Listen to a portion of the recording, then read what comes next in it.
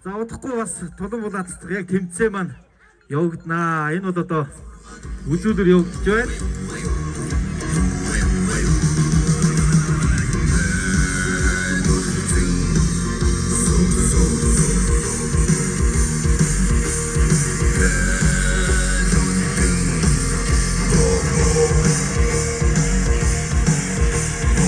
Яа, толмоо авсан тавирчин бол нэлээд заа хараад хасраа тогтоодог араас нь хөөж барьж яваад ерөөсөө одоо одоостой бүр багийн спорт болоод хөгжсөн сайхан өвс хоёр эдгээр нүүдчдийн донд өвдөж үлдсэн байна.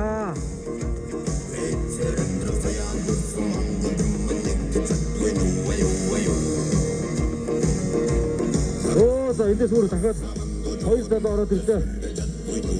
За одохгүй бол толон булаацах тэмцээний сайхан бэлтгэл болж байна да. Толон булаацах бол өөр маш хамгийн чухал. Зөвхөн бэрээр бас хийдэггүй. Арга ухаанаар бас хийдэг юм. Хайхтар спорт байгаа юм. За үзүүлбэрийн төлөв өгчөө.